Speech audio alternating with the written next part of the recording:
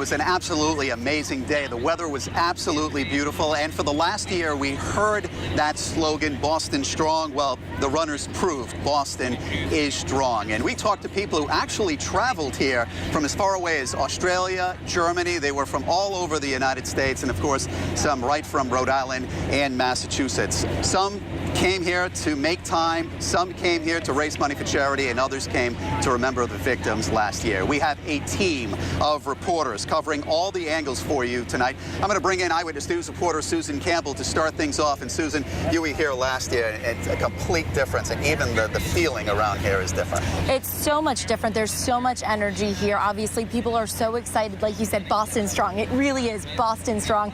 And runners we spoke with say they really were propelled to the finish line by these amazing crowds. They said these crowds are bigger than they can ever remember, and it really helped them get to the finish line. For Barkley Ritchie, this moment was years in the making. This was a dream come true. I've wanted it for 7 years. Big PR today, gave it everything I had in the last stretch. Crowds were great. Barkley's from New York. His uncle, who's also his biggest fan, is from Boston. He's worked so hard and just very emotional.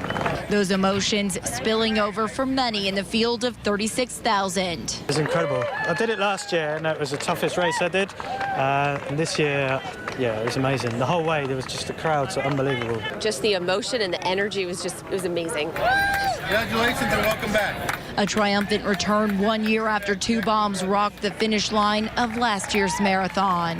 This is a hobby, you know. All you need is tennis shoes to go out and run, and for that to be threatened and to be disrupted was personal. So it was a way to come out and support and say, you know, we're not going to allow somebody to take that away from us.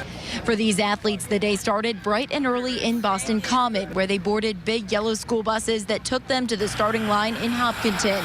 Their 26.2-mile course weaving through 8 communities back to Boston, back to that finish line that Barkley Ritchie had dreamed of for so long. This was one of the best races I've ever done, if not the best. The best in a city that's Boston strong.